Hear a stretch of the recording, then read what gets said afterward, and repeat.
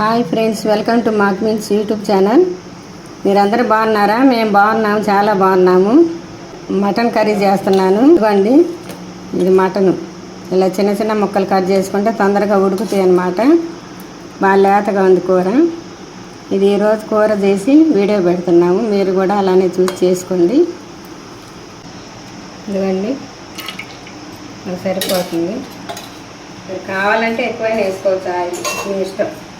నాకైతే సరిపోద్ది. ఇదిగోండి అల్లం వెల్లుల్లి పేస్ట్ వేస్తున్నాను. ఇదిగోండి, తగినంత మీకు ఎంత ఇష్టమైతే అంత, అంటే మరీ ఎక్కువ కాకుండా 2 స్పూన్లు నిండా ఎర్రడాలుగా రావాలి. ఎర్రడాలుగా వస్తే బాగుంటుంది కూర. ఇప్పుడు మటన్ చికెన్ ఏదైనా సరే మనం అల్లం వెల్లుల్లి పేస్ట్ ఎర్రడాలుగా రావాలి, అప్పుడు బాగుంటుంది అన్నమాట.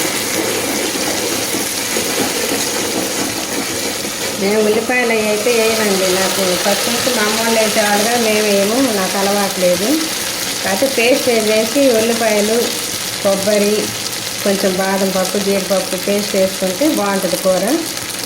అప్పుడు టేస్ట్ ఉంటుంది అన్నమాట. ఉంటే గసగసాలు కూడా వేసుకోవచ్చు, బాగుంటుంది కూర. గసగసాలు వేసుకుంటే చాలా బాగుంటుంది చేపల కూర. వాటిల్లో ఇవి ఎరడాలుగా రావాలి. ఇవ్వండి గసగసాలు కొంచెం ఉంటే వేస్తున్నాను, వేపుతున్నాను. ఏం చేసుకోవాలి గసగసాలు, బాగుంటుంది కూర. ఇవ్వండి మటన్ వేస్తున్నాను. ఇవన్నీ మటన్ వేసాను. కొంచెం వేడైన తర్వాత కొంచెం పచ్చివాసన పోయాక ఉప్పు, కారం, పసుపు వేయచ్చు ఇప్పుడే. ఫస్ట్ వేస్తున్నాను. ఏదో సాల్ట్ వేస్తున్నానండి. ఇప్పుడు కలబెట్టుకొని కొంచెం మగ్గనివ్వండి. కొంచెం మగ్గితే ఆ పచ్చివాసన పోయేదాకా ఉంచాలి. ఇవన్నీ కారం, తగినంత కారం మీరు ఎంత తింటారో అంత వేసుకోండి. నేను 2 స్పూన్లు వేసాను. అంటే గరం మసాలా కొంచెం ఘాటుగా ఉంది, అందుకని తక్కువ వేసాను. మీరు కావాల్సినంత వేసుకోవచ్చు కారం.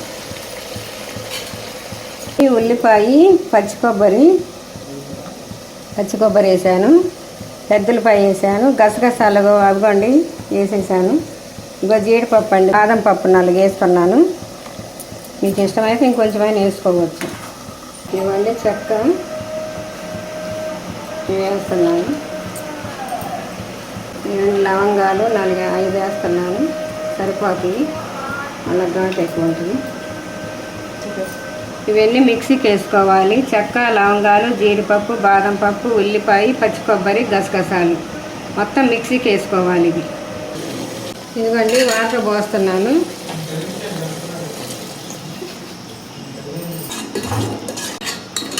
ఇవన్నీ 2 గ్లాసులు వాటర్ పోస్తున్నాను. అవి ఇనికిన తర్వాత ఉడకపోతే ఇంకొద్ది పోసుకోవచ్చు అన్నమాట. ఇప్పుడు ఉడకాలి బాగా. కొబ్బరి, జీడిపప్పు, ఉల్లిపాయలు, గసగసాలు, బాదం పప్పు వేసామండి. ఆ పేస్ట్ వేస్తున్నా, పచ్చి కొబ్బరిది. ఇదిగోండి,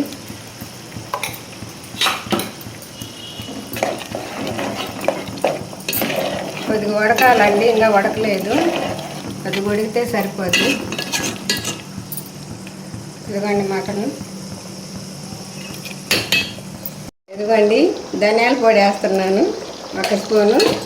మళ్ళీ దించే ముందు కొంచెం వేస్తాను. గరం మసాలా పొడి. ఇదిగోండి దగ్గర పడింది. చల్లారితే ఇంకా కొంచెం చిక్కబడుద్ది అన్నమాట. ఇదిగోండి మటన్ కర్రీ.